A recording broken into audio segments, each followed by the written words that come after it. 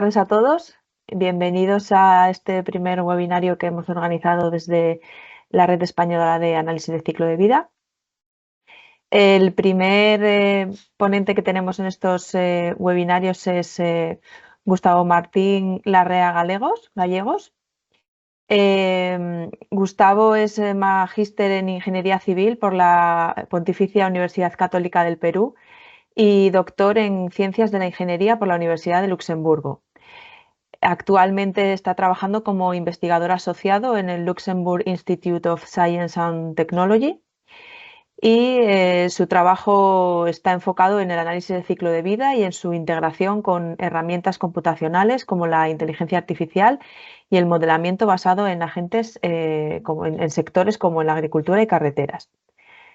Entonces, bueno, sin más, Gustavo, cuando quieras puedes compartir pantalla y empezar con tu presentación.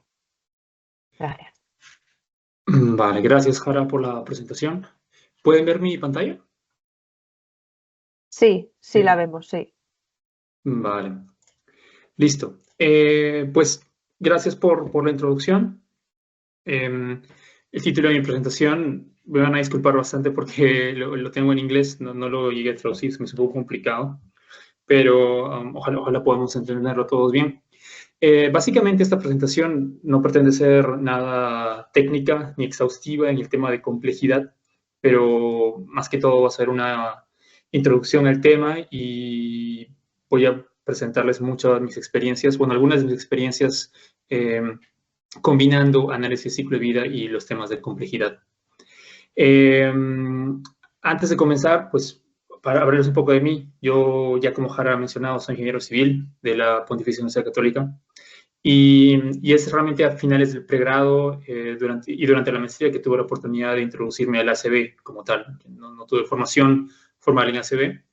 Es entonces que en ese tiempo de investigación, pues mi trabajo se enfocó básicamente a combinar el análisis de ciclo de vida estandarizado con diferentes métodos de ciencia de datos, como el de aprendizaje automatizado.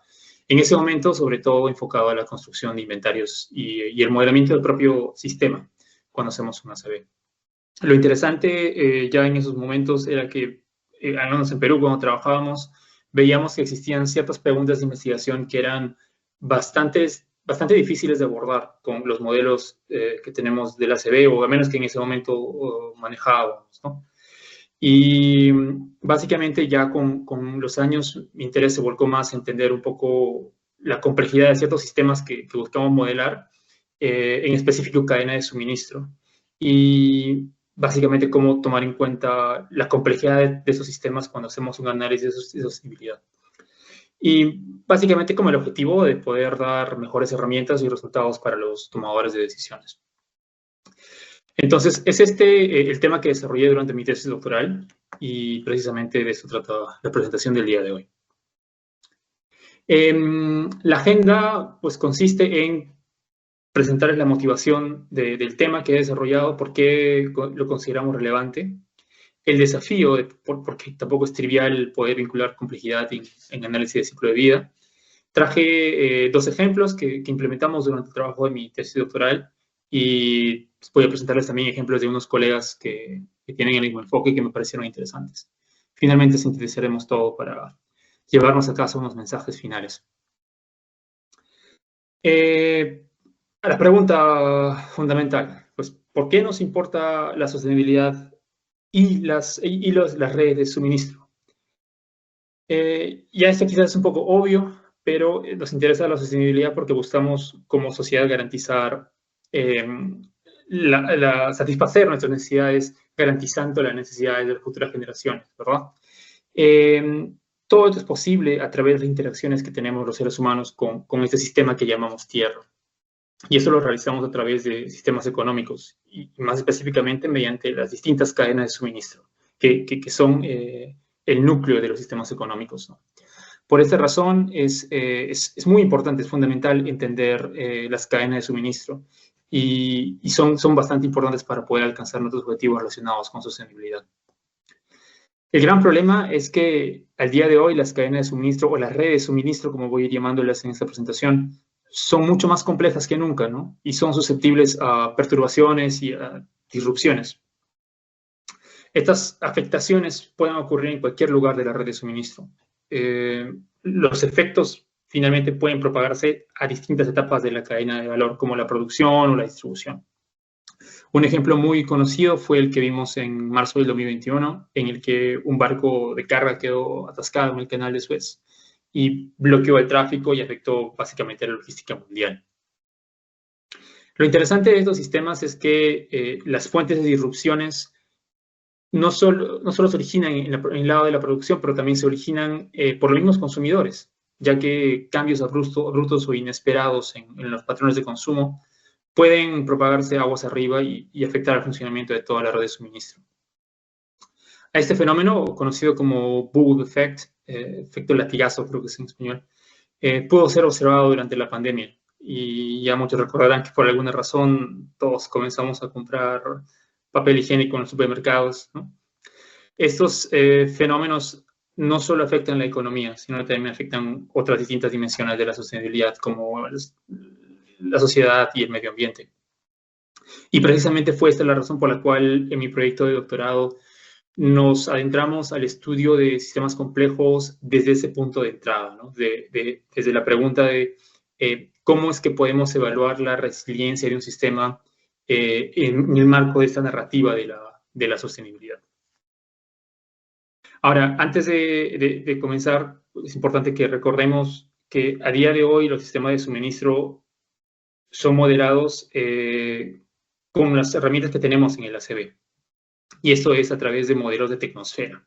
Como podemos ver en la figura, básicamente lo que hacemos los practicantes en ACB es modelar distintos procesos de transformación en un grafo, en una red, que básicamente refleja una causalidad física o tecnológica, ¿no? Estos pueden ser de cuna a tumba, para que tenga una perspectiva de ciclo de vida, que es la esencia del análisis de ciclo de vida. Entonces, lo importante es que trabajamos en el ACB con modelos de tecnosfera. Ahora, estos modelos de tecnosfera están, bueno, en el ACB estandarizado, están centrados en productos y servicios. En esta red, en el grafo que construimos, representamos nodos que son procesos de transformación que consumen o generan productos y que están en un sistema en el que el mercado siempre puede satisfacer la demanda, ¿no? Esto es muy importante porque este supuesto permite que podamos construir un modelo para una manzana, de igual manera que lo podamos hacer para 1000 toneladas de manzanas. Podemos escalar linealmente el modelo y comenzar a hacer inferencia a partir de eso. Finalmente, la gran mayoría de modelos de tecnosfera suelen representar una fotografía de la configuración promedio del sistema, ¿no? Es una imagen de cómo se debería ver el sistema. Esto está bien, esto funciona. Sin embargo, ya como podrán imaginar, en la práctica las redes de suministro son mucho más que modelos de tecnosfera, ¿no? Son en realidad modelos sociotécnicos en los que el sistema hace en el sistema de interacciones no solo de producto a producto, sino también de humanos, productos e incluso de entidades ecológicas. El flujo no es solo de productos, sino también de información y dinero. Y este sistema está restringido no solo por condiciones de mercado o por condiciones tecnológicas, sino también por comportamientos sociales y por el mismo entorno. Como podemos ver en la figura, pues en una red de suministro real, las interacciones van a ir evolucionando y cambiando a lo largo del tiempo, ¿no? Esto quiere decir que son dinámicas y adaptativas. Este cambio o adaptación puede surgir como mecanismo de reacción ante a un cambio exógeno o nacer de manera endógena por parte de los humanos, empresas u organizaciones que están dentro de ese sistema. Entonces, claramente estamos hablando de un sistema complejo, ¿no? En este sentido, podemos decir que una red de suministro es un sistema complejo porque comprende un conjunto de elementos que interactúan entre ellos. Y aquí hay muchísimas definiciones de qué es un sistema complejo. La definición que a mí me gusta y que lo utilizo para tratar de explicar esto es que básicamente un sistema complejo es un conjunto de elementos en el que los elementos interactúan entre ellos, ¿no? Hay interacción. y la identidad de todo el sistema se determina por la identidad de las partes que lo componen. Y al mismo tiempo, la identidad de las partes que lo componen se define por la identidad del sistema. Existe esta dependencia entre el sistema y sus entidades. Ahora, al mismo tiempo, las redes de suministro son también adaptativas, son sistemas complejos adaptativos, porque se adaptan a cambios exógenos o endógenos. Finalmente, las redes de suministro son al mismo tiempo sistemas sociotécnicos, porque están compuestos también por agentes sociales, que en realidad, y así es que, como yo lo he definido, al menos durante el trabajo de mi tesis, es que las redes de suministro no son más que sistemas sociales restringidas por características técnicas. Y ese es el marco, digamos, teórico, ¿no? en el que les hago la presentación. Ahora, ¿por qué me interesó bastante este tema? Pues básicamente lo que queríamos entender era cómo vincular o cómo estudiar características propias de sistemas complejos, como la resiliencia, como la adaptabilidad, que no se suelen estudiar desde una perspectiva de ciclo de vida o dentro del paraguas de la sostenibilidad. Y primero entender por qué ocurre esto, y segundo, cómo podemos hacer para incorporarlo, ¿no? Básicamente. Este es, como les mencioné antes, este es el punto de entrada a sistemas complejos por parte de nuestro equipo. Pues en realidad lo que encontramos en la literatura fue que temas como sostenibilidad y ciclo de vida y otros como disrupciones o riesgo no se suelen abordar comúnmente en la misma área de estudio.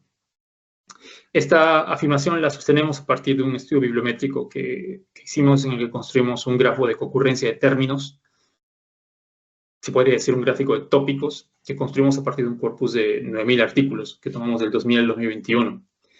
Y básicamente lo que encontramos es que temas relacionados con sostenibilidad, como análisis de ciclo de vida o impactos ambientales, no están comúnmente ligados o estudiados de manera simultánea con temas asociados a la gestión de riesgo, al manejo de desastres o a disrupciones, ¿no? Esta brecha no es solamente teórica, ¿no? Esta brecha entre temas se produce porque los estudios que están centrados a entender efectos disruptivos y estudios de sostenibilidad suelen converger al mismo principio, que es la capacidad de supervivencia de un sistema, pero están disociados en términos prácticos, ¿no? Nosotros propusimos que esta disociación se puede discutir desde tres perspectivas, ¿no? Una perspectiva temporal, motivacional y metodológica. Desde un punto de vista motivacional, por ejemplo, si es que el interés es encontrar un sistema más resiliente, un profesional se va a centrar en estudiar las propiedades estructurales de una red, mientras que en la sostenibilidad convencional, un profesional se enfoca en la huella ambiental agregada, ¿no? El impacto final de todo el sistema. Si utilizamos, por ejemplo, ecoeficiencia y redundancia como proxies de sostenibilidad y resiliencia, respectivamente, podemos ver que estas métricas, estos proxies son medidas dicotómicas, porque, por ejemplo, si aumenta la variedad de proveedores, o bueno, la cantidad de proveedores que tiene una empresa con el mismo producto, la cadena de suministro se vuelve mucho más redundante. Sin embargo, al mismo tiempo, los costos de producción y la huella ambiental son subóptimos, son menos eficientes, ¿no? Entonces, aquí vemos que hay un decoupling motivacional. Las motivaciones no son las mismas. Al mismo tiempo, desde una perspectiva temporal, la corriente que domina el ACB o el estudio de sostenibilidad comúnmente opera sobre la base de fotografías de promedio de cómo se ve el sistema. Captura un instante en la temporalidad, un instante en la vida de un sistema, de un modelo de producción, y ahí se hace el estudio, ¿no? Mientras que los estudios que están enfocados en entender las disrupciones o la resiliencia de los sistemas suelen utilizar métodos de simulación, ya que el interés está en observar la evolución temporal luego de un evento disruptivo. Claramente también hay aquí una diferencia entre el enfoque temporal que solemos tener cuando tocamos esos temas. Y finalmente, una de las limitaciones fundamentales que encontramos y que creemos que es la que hace que se adopten diferentes métodos cuando se utilizan ACB y cuando se estudian sistemas complejos, es que el ACB estandarizado, como lo conocemos, está enfocado al producto. Es un modelo de cadena de suministro que responde a la demanda de un producto. Para muchos fines esto es suficiente, sin embargo, cuando queremos estudiar propiedades de sistemas complejos, es un problema, ¿no? ¿Por qué? Porque si seguimos los supuestos de la ACB y nos enfocamos en un solo producto, ignoramos deliberadamente o quizás como limitación la respuesta que pueden tener otras empresas o llamémosle responsables de los productos ante cambios que ocurren en el sistema, ¿no? Y esta es una limitación fundamental porque en una red de suministro el comportamiento de la red no es la suma aritmética, llamémosle, de todas las cadenas de suministro individuales, sino el resultado de la interacción de todos los elementos de ese sistema. En este sentido, lo que se suele hacer, y lo que hicimos nosotros también en el proyecto, fue utilizar un paradigma diferente para poder modelar nuestro sistema, o en pocas palabras, nuestros inventarios de ciclo de vida. Este paradigma se llama modelamiento basado en agentes, y se podría decir que es la herramienta de facto a día de hoy para poder hacer... ¿Perdón? Ok, ya, disculpen. Se puede decir que es la herramienta de facto para poder analizar sistemas complejos, o al menos para poder modelarlos, ¿no? En el modelamiento basado en agentes, el objetivo es modelar las interacciones entre agentes y al mismo tiempo considerar los flujos. En este paradigma, el comportamiento del sistema emerge a partir de la interacción de estos agentes. El modelo es un modelo computacional y en el que reconocemos la realidad como la composición de estos agentes autónomos e independientes, que llamamos agentes, que son los elementos más irreducibles del sistema, que podrían ser humanos, empresas, organizaciones o cualquier entidad que tenga agencia. Ahora, el enfoque en el modelamiento basado en agentes ya no es en una empresa o en un producto, sino es en un sistema. ABM, le voy a llamar ahora en adelante, en el ABM, el objetivo es que el comportamiento del sistema emerja. Nosotros como modeladores no definimos la estructura del sistema, esperamos que el sistema emerja a partir de las reglas individuales que se le da a cada agente. Lo interesante es que cuando combinamos este paradigma con enfoques de sostenibilidad, sobre todo de ciclo de vida, ya no solamente calculamos los impactos o los flujos ambientales, que es lo que se puede hacer también con IBM, sino que también podemos modelar de manera explícita eventos, sucesos, comportamientos y en mi caso disrupciones, que era básicamente lo que me interesaba. Ahora, yo estoy hablando de una de las aristas de este estudio de complejidad, que en realidad a mí me interesa disrupciones como que a otra persona le puede interesar comportamientos humanos, ¿no? Son diferentes aspectos que se podrían estudiar y que de hecho se estudian. Como pueden ver en la figura, básicamente, al adoptar este paradigma, la sostenibilidad del sistema no es la sumatoria de la sostenibilidad individual de cada una de las empresas o cada uno de los agentes, sino emerge de la interacción de todas estas en un sistema. Y es básicamente lo que nos interesaba cuando estudiamos disrupciones. Ahora, para esto, la pregunta es, ¿y cómo hacemos esto en la práctica, ¿no? ¿Cómo se puede utilizar este paradigma para responder preguntas de investigación? Para eso les he traído dos ejemplos. El primero es un ejemplo netamente teórico. Queríamos responder una pregunta de investigación teórica, muy conceptual, fundamental, la pregunta fundamental. Y el segundo ejemplo es un ejemplo mucho más práctico y empírico, en el que tenemos un caso de estudio, nos interesa responder preguntas asociadas también a la sostenibilidad de ese sistema. El primer ejemplo que les traigo busca básicamente explorar preguntas fundamentales de los agentes sostenibles y de los sistemas sostenibles, ¿no? Para esto voy a comenzar con una conjetura que creemos que básicamente la piedra angular de la producción y consumo sostenible, que es, bueno, voy a traducirlo, si es que el éxito de una empresa depende de las normas empresariales de los clientes y los proveedores, la probabilidad de que un agente verde, un agente sostenible, la probabilidad de que la probabilidad para que esta agente se mantenga rentable debe depender también de la cantidad de otros agentes sostenibles que están presentes en el sistema. Básicamente la conjetura es, mientras más gente sea verde o mientras más gente adopte comportamientos más sostenibles, una empresa va a ser más rentable. Es más rentable ser sostenible. Porque el mercado debería tender hacia ello.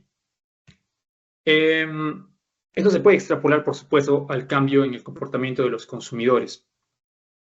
Este supuesto es súper importante igualmente porque dice que el cambio en el comportamiento de los consumidores debería beneficiar, hablamos de un comportamiento sostenible, por supuesto, debería beneficiar a aquellas empresas que tengan también comportamientos sostenibles.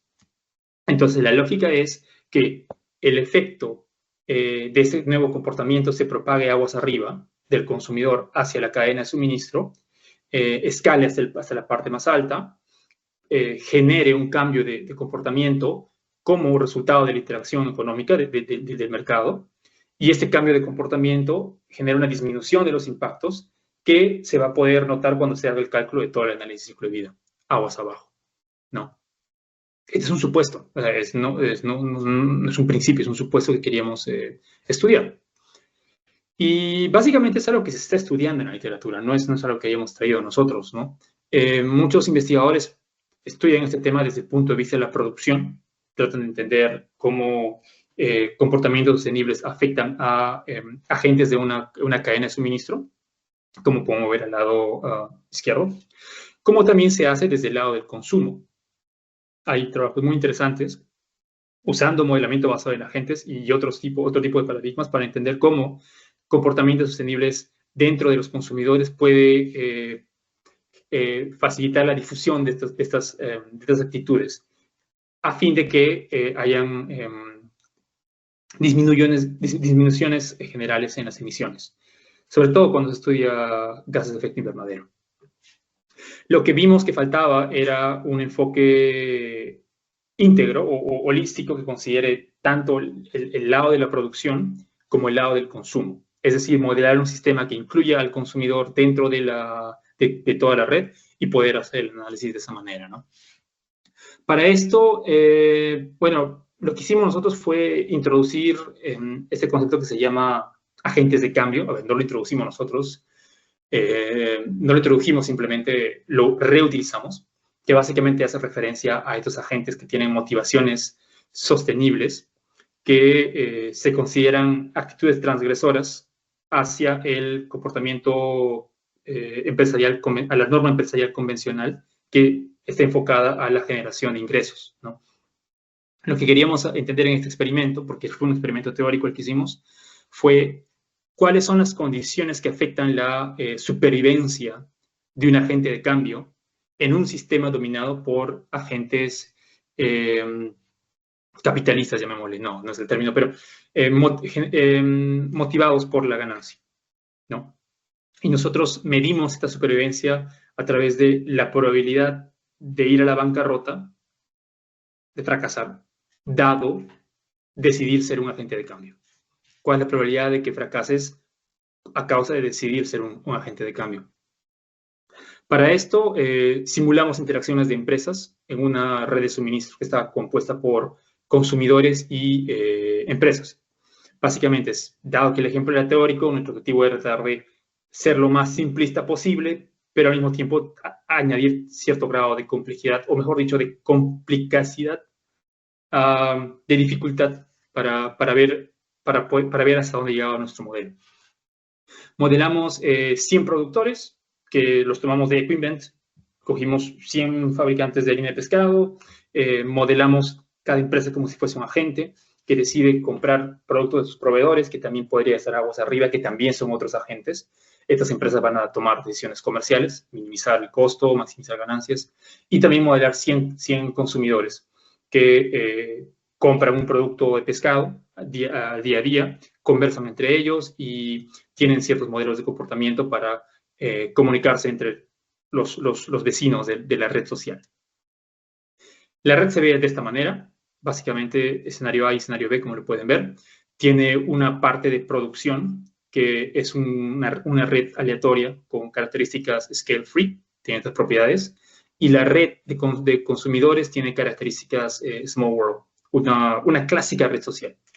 Estos dos se conectan mediante los mayoristas, que serían los negocios estos, ¿no? Las tiendas de mayoristas en el que va uno a comprar y en el que ahí decide qué producto quiere, si quiere un producto sostenible o no, dependiendo de cuál es su comportamiento.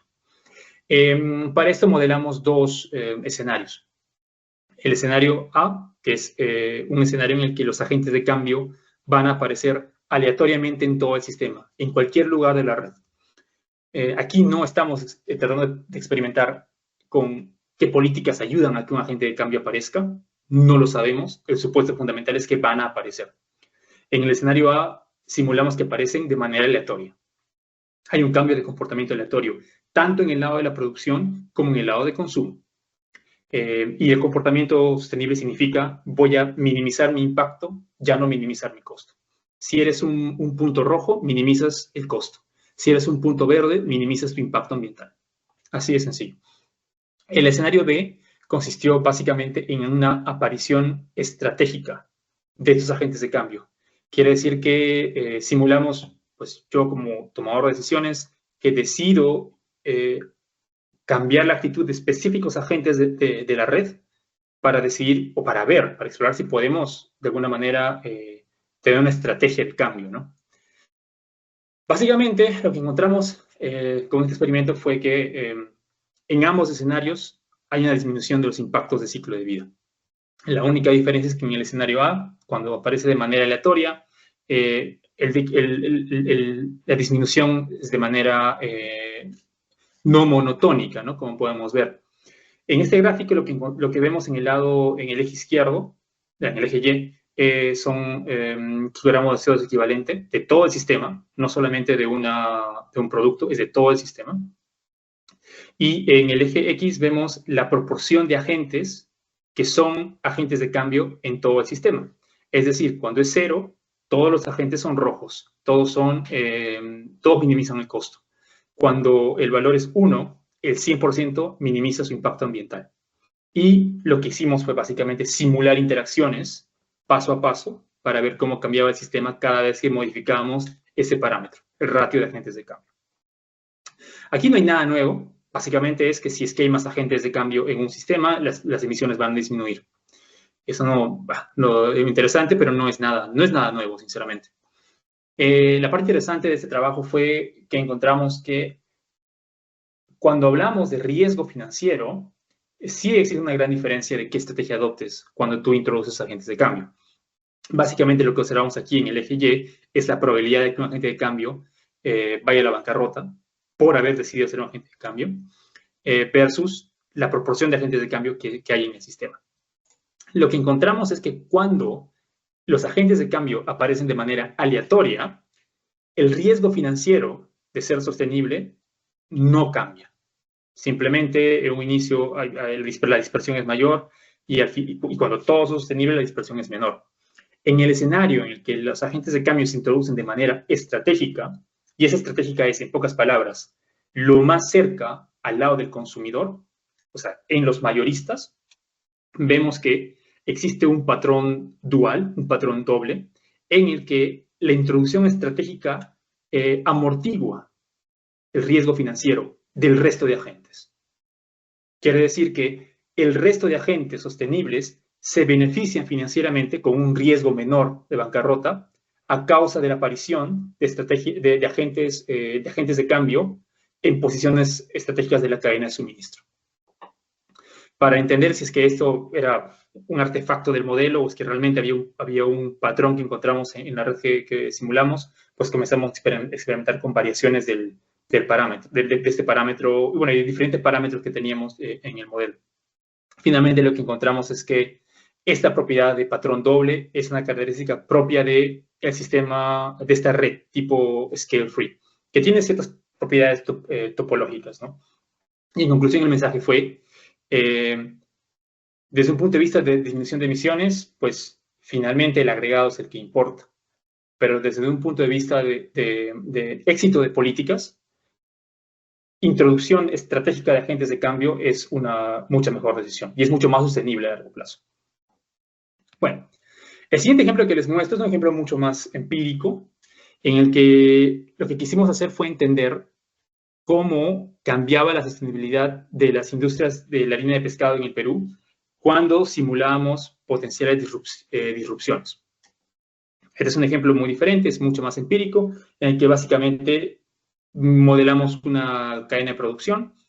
La harina de pescado, como muchos conocen, es un producto derivado de la anchoveta. Se pescan en las costas del Pacífico y pasan por un proceso de cocción, transformación, en el que se convierte en este polvillo que se utiliza como insumo en la fabricación de piensos o alimento balanceado. No, el sistema contiene, si queremos hablarlo como agentes, contiene dos fundamentales tipos de agentes. Los dueños de los barcos, que son quienes tienen la cuota pesquera, las fábricas, que también pueden ser dueños de barcos o pueden comprar a dueños de barcos, y finalmente el mercado mundial, que es el comprador de harina de pescado, que decidirá a ver qué precio tienes, cuánto voy a comprar, etc. ¿no? Ahora, este sistema para nosotros fue muy importante porque para el Perú la industria de la harina de pescado es muy importante dentro de la economía, pero al mismo tiempo para la economía mundial la harina de pescado peruana es también muy relevante porque representa alrededor del 30% del abastecimiento mundial de harina de pescado. Quiere decir que, si bien es cierto, es un producto que está bastante aguas arriba dentro de las diferentes cadenas de valor, era para nosotros relevante entender un poco más, ¿no? El tema con la harina de pescado es que lo que se vio, al menos cuando empecé a trabajar en este proyecto, fue que la industria era vulnerable a diferentes tipos de afectaciones. Entonces, lo que decidimos hacer nosotros fue simular dos tipos de disrupciones en este sistema. La primera es el primer grupo de disrupciones se encajan dentro del bloque de disrupciones a mediano plazo, que son aquellas que se pueden prever de alguna manera, se puede reaccionar, como son el fenómeno del Niño o el cambio climático. Son cambios que se pueden anticipar. No son de largo plazo, pero se pueden anticipar. Y el segundo bloque fueron disrupciones de corto plazo, que son aquellas que son imprevistas y súbitas, ¿no? Como accidentes, ataques, disrupciones en otros lugares de la cadena de suministro, etc. Y la pregunta que finalmente nos pusimos fue, ¿cómo pueden estas disrupciones afectar la sostenibilidad de la industria harinera peruana? Para esto, el ejercicio consistió en simular la producción y las condiciones del mercado en un año en específico. En este caso tomamos el año 2019 como referencia, pre-COVID, por un tema de que el COVID cambió todo. Y replicar las condiciones de mercado significaba tomar información de importaciones, exportaciones e importaciones, y entender cómo funciona ese commodity en el mercado global. Lo que simulamos aquí fue una temporada de pesca, y básicamente esta es la ventana de análisis que tomamos. El modelo consistía en construir una red, o al menos un pedazo de la red de suministro, que estaba compuesta de 750 barcos que están registrados, que tienen la cuota pesquera. Modelamos 10 productores de harina de pescado, algunos con más detalle que otros, y 7 compradores, que en este caso los compradores los modelamos como mercado China, mercado Noruega, mercado Estados Unidos, etc. Básicamente este fue el gráfico que construimos. Todo utilizando información disponible y en algunos casos prevista por los colaboradores del proyecto. Ya que cuando hablamos de disrupciones a mediano y a corto plazo hablamos de diferentes tipos de ejemplos, lo que hicimos fue simplemente simular un proxy que fuese equivalente a una disrupción de mediano plazo. Para eso, y lo mismo con las disrupciones de corto plazo. Para eso tuvimos 3 escenarios. El escenario A, que es business as usual, cómo funciona el sistema cuando no existe ninguna alteración. El escenario B, cómo funciona el sistema cuando hay una alteración a largo plazo, más específicamente, qué ocurre en el sistema cuando comenzamos a disminuir la disponibilidad del recurso pesquero. Y el escenario C consiste en afectaciones repentinas. ¿Qué pasa si hay una disminución en la flota pesquera en una temporada convencional? Entonces, lo primero que hicimos fue tratar de calibrar el modelo, que básicamente buscaba que en el escenario business as usual replicase los flujos que encontramos en este periodo de tiempo como un mecanismo de calibración. En el lado izquierdo vemos la información real tomada de las entidades de exportación del país y producción, y en el lado derecho vemos el resultado que genera el modelo de simulación. Es difícil tener métricas exactas que te digan eso simula el 100%, porque en realidad un modelo de simulación no puede recrear el pasado completamente. Uno elige recrear ciertos parámetros, ciertas variables, y decide renunciar a la precisión en otras variables. Al menos a nosotros nos importaba saber la distribución o recrear la distribución de naves de vikingas llamadas de madera o de acero. Lo que también hicimos fue recrear el ACB. Ya existen modelos de harina de pescado, si van a Equinvent van a encontrar un modelo de harina de pescado ahí, y que representa el promedio de la industria. Lo que hicimos fue modelar las diferentes compañías y que cada agente calcule su propio ACB a medida que hace negocios. Es decir, le compra insumos a un proveedor que está en otro lugar, toma la información del impacto del producto y finalmente calcula su propio impacto, basado en su consumo de recursos, en el consumo en el impacto de los barcos que utiliza también. Lo que vemos en este gráfico es básicamente el cambio del impacto del ciclo de vida de cada empresa productora de harina de pescado en el periodo de estudio, y la línea roja representa el ACB tomado de un modelo convencional, el impacto tomado de un modelo convencional de ACB.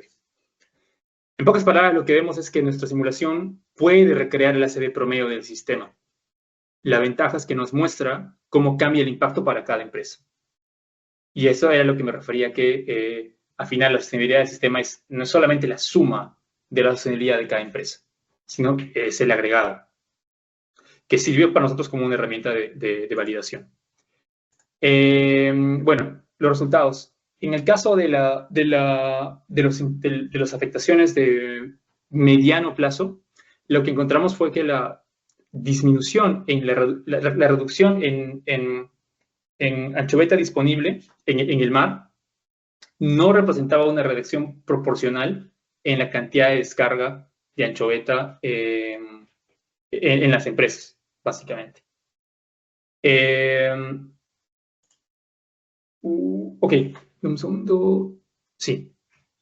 Esto es resultado de la cantidad de navíos la cantidad de barcos se encuentran disponibles. Es porque la flota peruana tiene hay un exceso de barcos en la flota peruana y siempre hay barcos disponibles para poder capturar la mayor cantidad de anchoveta posible. Y ese tipo de resiliencia se refleja en este gráfico, en el que la reducción de anchoveta descargada del puerto no es proporcional a la disminución de anchoveta en el mar, básicamente. En el segundo caso, en las disrupciones de corto plazo, pues lo que vimos fue que la temporalidad importa. Importa en qué momento del periodo de pesca se realiza o ocurre la disrupción. Si esta disrupción ocurre en los primeros 30 días o en el primer mes de pesca, hay un descenso mayor, por supuesto, que si ocurriese después, pero el sistema no se recupera de esa disminución. Luego de que pase el periodo de disrupción, ya no se recupera de igual manera, como si ocurre, o si es que pasa luego del primer mes de pesca. Básicamente aquí la clave es en qué momento ocurre. Bueno, les tengo otra vez 2 ejemplos que me parecieron, bueno, que son los que yo hice y realicé. Pero también les he traído dos ejemplos en los que podemos ver cómo se utiliza ese paradigma de modelamiento basado en agentes para otras preguntas de investigación. He tomado otras diapositivas de un colega, Ryu Koide, en el que él utiliza el modelamiento basado en agentes para poder entender, para poder simular modelos de circularidad. Su objetivo, en este caso, es introducir comportamientos de consumo dentro del sistema de producción para ver qué opciones son más sostenibles o son más adecuadas. Si reparar o dar reuso o poner a disposición final, etc. En este caso, lo que hizo Ryu fue levantar un montón de encuestas en el que trató de modelar el comportamiento de los diferentes consumidores del mercado japonés. Y este estudio estuvo enfocado en electrodomésticos. Lo que él evaluó en sus simulaciones fue qué distintos niveles de promoción o qué distintos niveles de estrategias del gobierno ayudan a que la población adopte alguna de estas opciones y que finalmente se traduzca como disminuciones en las emisiones de gases de efecto invernadero. Este tipo de gráficos en el que ven cómo el impacto ambiental va cambiando durante los meses son muy comunes en simulaciones de modelamiento basado en agentes. Ahora, el ABM también se utiliza para hacer ACV territorial. Este es un trabajo que realizó una colega, Tian Rendin, en el que utiliza modelamiento basado en agentes para poder simular cambios en el uso de suelo, como parte del paradigma del ACV territorial, ¿no? Básicamente tiene un modelo, llamémosle cognitivo, de cada agricultor, en el que decide, basado a ciertas características pues, propias del agricultor, como también de los alrededores, decide si es que adopta o no un determinado esquema de cultivo o no. Y me parece también un ejemplo muy muy interesante. Les he dejado aquí los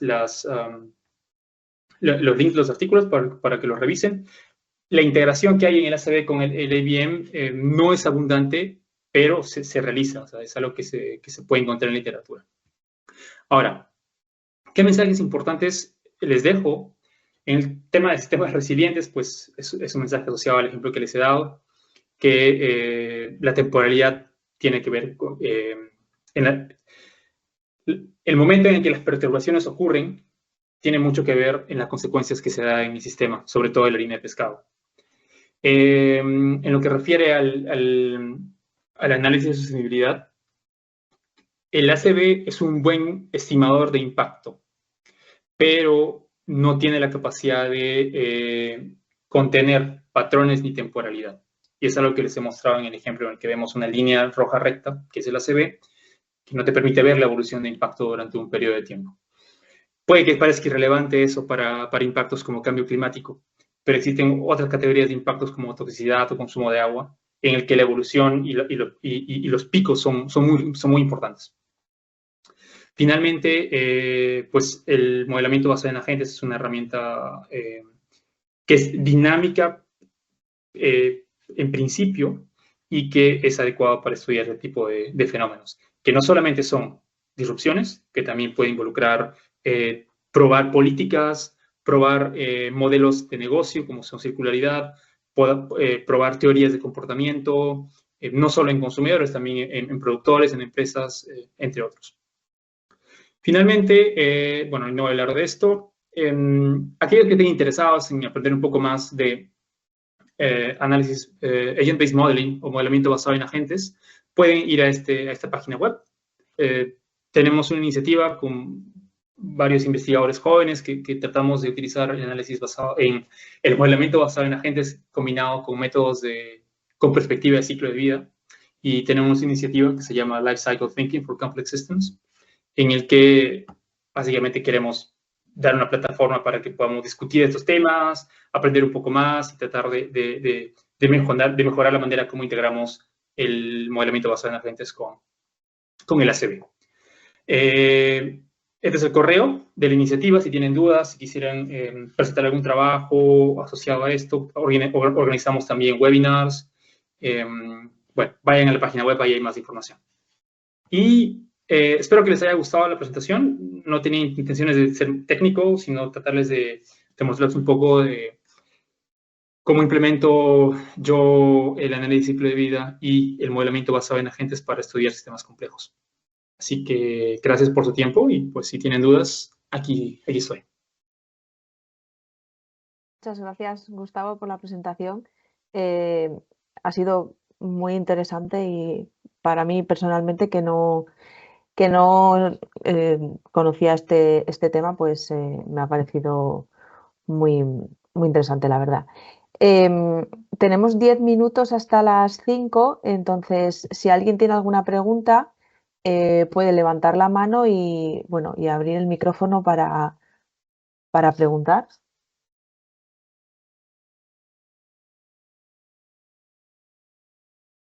Sí, sí, tenemos por aquí Nelson. Hola, Sí, Gustavo. Sí, hola, hola a todos. Gustavo, muchas gracias por la presentación. Bastante interesante. Tengo curiosidad si la aplicación del Agent-Based Model puede ser paralelo o sustituto de modelos de equilibrio económico para, sí, para evaluar políticas o choques económicos. Sí. Es más, estudios de ACB consecuencial han optado por modelamiento basado en agentes para simular la interacción de mercados, simular la emergencia de precios en reemplazo de modelos de equilibrio.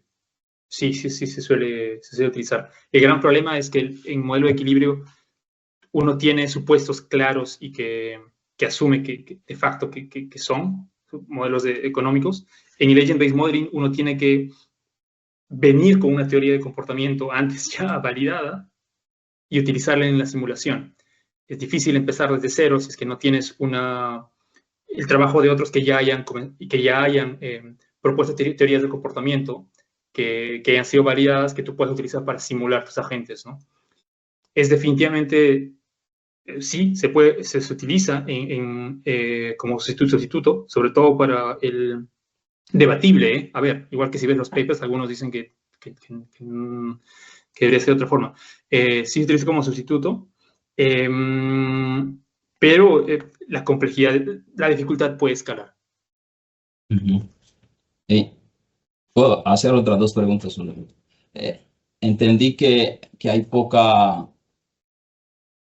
estudios donde se relaciona el CA con el Agent Base. Quizás puedes imaginarte alguna razón en particular. Y la otra es, en el primer ejercicio que expones, tomas como dos funciones a optimizar, una por parte del coste y otra por parte del impacto, ¿cierto? No sé si una me sugiere, dependiendo si optimizo el impacto, va direccionado más a un agente con un poder adquisitivo suficiente para asimilar ese coste. Entonces, no sé si una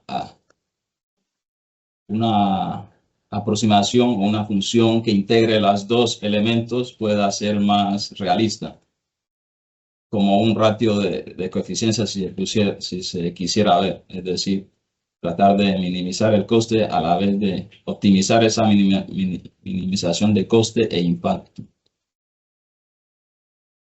Ok, gracias. Te respondo la primera pregunta. Existen trabajos de ACB con Agent-Based Modeling. Efectivamente, no es el mainstream, no vas a ver muchas publicaciones cada año referido. La primera tiene que ver con que no todas las preguntas de investigación requieren que adoptes una postura de complejidad. Entonces, la práctica del ACB está enfocada a seguir el ACB estandarizado, en el que si es que tu sistema se puede representar como una fotografía estática y lo consideras relevante, pues no hace falta hacer un ACB.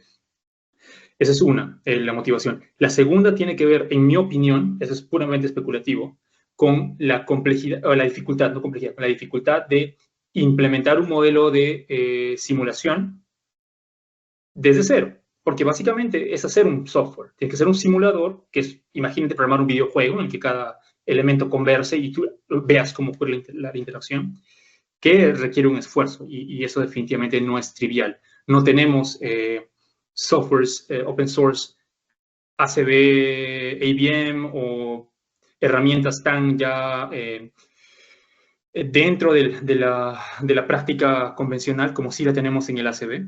Imagino que eso es una limitación, pero el resto es puramente especulativo, ¿no? Yo creo que son, al menos de esas dos, sí te puedo discutir. La segunda pregunta respecto a las funciones de optimización, efectivamente no es un problema multiobjetivo.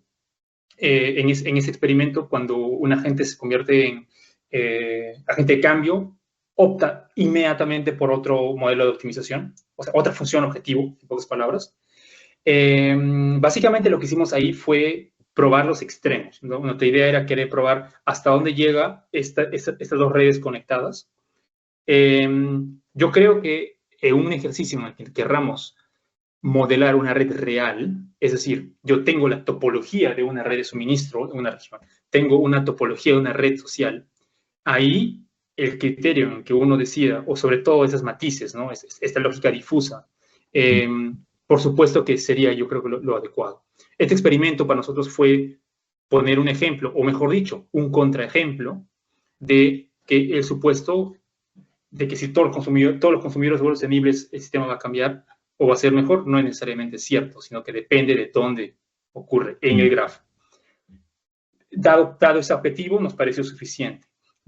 Si fuese un objetivo de implementación ya en una red real, yo considero tu recomendación como ideal, efectivamente. Un problema, al menos multiobjetivo tendría que considerarse. Gracias, Sí, Gustavo. gracias. Muchas gracias. Salud. ¿Guillermo? Guillermo, sí, tenía la mano levantada. Sí, bueno, primero que todo, muchas gracias, Gustavo, por la presentación. Muy, muy interesante. Mi pregunta va enfocada un poco al fin de vida. Me explico. Es en tu proyecto de tesis y en este modelamiento basado en agentes, ¿se ha considerado agentes que estén, digamos, después de la vida de cierto producto o cierto servicio? Y si ese es el caso, ¿cómo podría afectar, digamos, un agente que esté después del fin de vida digamos, al resultado final del sistema o a la performance final del sistema? No sé si se está considerado en tu proyecto de tesis. Gracias, Guillermo, por la pregunta. No, pues la verdad que no. Y es porque, uno, el sistema de producción de línea de pescado está bastante aguas arriba, porque la línea de pescado entra en otras cadenas de valor y ya mucho después llega al consumidor final. Segundo, pese a eso, esa no es excusa, digamos, para no hacer el estudio completo, es cierto. En el modelamiento basado en agentes implica que tú tienes que entender cómo se comporta cada uno de los agentes que está en toda la cadena de valor. Y es algo que yo no estaba en posición de hacer. Entonces, lo que nosotros hicimos fue delimitar este entorno que estamos dispuestos a modelar y renunciar a aquellos agentes que los vamos a tratar como proxy agentes, le llamamos, ¿no? Efectivamente, no lo he tratado durante mi trabajo. Quien sí lo he tratado bastante es Ryu Koide, que es el ejemplo que demostré de circularidad. Él modela el fin de vida de diferentes electrodomésticos y tiene agentes que hacen la reparación, que hacen la disposición final, porque básicamente ese es el objetivo de ese, del modelo de circularidad que él propone, ¿no? Si te interesa saber cómo él modela agentes enfocados en el fin de vida y cómo este fin de vida afecta la decisión también de los consumidores, te recomiendo que visites su trabajo, que es de aquí, Agent-Based Model for Assessment of Multiple Circular Economy Strategies. Ahí él modela exactamente agentes en el fin de vida. Dame un segundito que le voy a sacar una fotito. Perfecto. Igual que se lo paso a Jara para que lo comparta. Perfecto, mejor. Vale. Perfecto. Muchas gracias, Gustavo. A ti, gracias. Vale, y la última pregunta, Kurt. Perfecto, gracias. Gustavo, muchas gracias por tu presentación, como siempre, muy interesante e instructiva. Estas son un par de preguntas relativamente cortas. La primera, dijiste que no usaste no existe ningún tipo de software, ¿no?, que te permita enlazar el Agent-Based Modeling con el ACV. ¿Tú qué usaste? ¿Python? Y la segunda, si normalmente un LCA convencional ya puede costar o puede ser difícil o trabajoso para hacer toda la parte de recopilación de información, en un agent-based modeling me imagino que tienes que dedicarle más tiempo también a toda la parte de recopilación de la información. ¿Crees que este es uno de los principales limitantes o dificultades del desarrollo de este tipo de estudios? Ok, gracias por las preguntas. Primero, yo por el método de Python, nosotros tenemos un software para hacer eso, para simular un simulador. Tú ahí defines las reglas, programas, las heurísticas o como quieras que tu gente se comporte, y que al mismo tiempo tiene la capacidad de conectarse con otros software open source que hacen ACV, para que si tu agente quiere hacer ACV, tu agente mismo computa los impactos, no sé, de electricidad de cierto lugar, y eso está integrado ya en nuestro paquete. Pero cuando yo empecé a hacer, lo hicimos desde cero, ¿no? Porque nosotros dependíamos mucho de Brightway. Brightway es un paquete open source en Python, entonces programamos encima de eso, y ya después el simulador se convirtió por sí mismo en otro software, ¿no? Usamos Python por eso. La gente utiliza NetLogo, que puedes integrarlo de alguna manera con R y ahora con Python. O sea, hay maneras de integrar, pero no te puedes saltar la parte de programar. No, es inevitable porque es una computadora, finalmente, es un modelo computacional. Lo segundo, respecto a ver si no me he olvidado otra pregunta. Espera. Lo de la recopilación de la información. Sí, ese es un gran detalle, porque cuando hacemos un ACV, necesitamos recopilar información, pero ya que estamos modelando causalidad tecnológica, podemos recurrir a herramientas para suplir la falta de datos. Podemos modelar procesos de transformación, procesos de síntesis, podemos modelar procesos de producción, pero cuando hablamos de agentes, tenemos que entender cómo se comporta la gente y entender que ya los seres humanos de por sí somos extremadamente complejos, y para eso sí, se requiere ya sea tomar una teoría de comportamiento muy porque al final son teorías, aprobado, validada por alguna comunidad y que aplique mucho a tu caso de estudio, calibrarla, o levantar encuestas, tú mismo tratar de construir un mecanismo en que tú pasas de un modelo de decisión, un mapa mental, a la computadora, es una o la otra. Efectivamente, toma tiempo y no es trivial. Yo creo que es una de las razones por las cuales es un poco complicado hacer un modelo basado en agentes de la misma manera como harías un modelo de ACV. Por suerte, existen ya, yo diría que tendencias de hacer todo modular. Es decir, si yo he programado un agente que se comporta de cierta manera, no tengo que programarlo nuevo en otro proyecto, sino compartes diferentes módulos del modelo, como lo hacemos con los datasets en el ACV. En el ACV tienes un dataset. Base de datos, ¿no? Claro, es una base de datos que representa un modelo, pero un dataset es un dataset, pero representa flujos, una transformación de un proceso, ¿verdad? También tú puedes tener módulos que representen un comportamiento ya validado y probado por otras personas, ¿no? Es una tendencia que puede, yo creo que ayudar bastante a que se difunda un poco más este enfoque. Pero no creo que se vuelva trivial de un día para otro una vez teniendo eso. Siempre hay un esfuerzo de por medio, lamentablemente. Y ahí la importancia del practitioner en comparación con la inteligencia artificial, me imagino.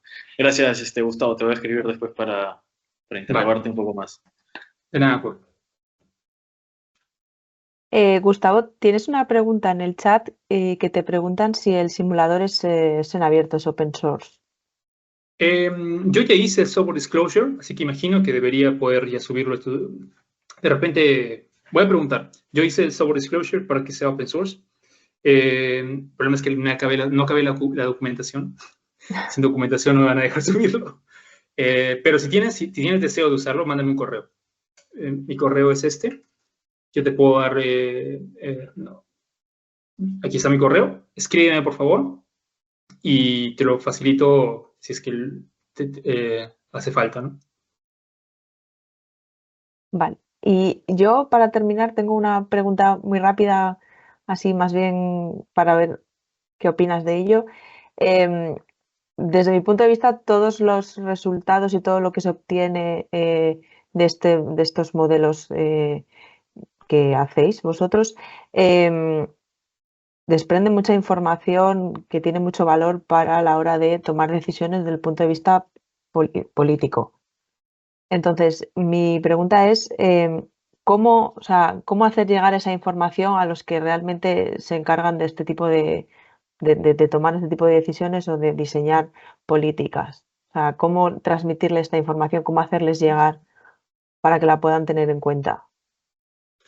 Es súper difícil porque el gran problema del Agent-Based Modeling es que, ya que se suele usar para casos contrafactuales o para simular escenarios que no ocurren, que nunca han existido, por eso utilizas un simulador, validarlos es extremadamente complicado. Y pese a que uno lo verifique y lo valide, es muy difícil, es bien complicado masivizar los resultados. Nosotros trabajamos ahora en un proyecto en el que estamos utilizando un Decision Support Tool.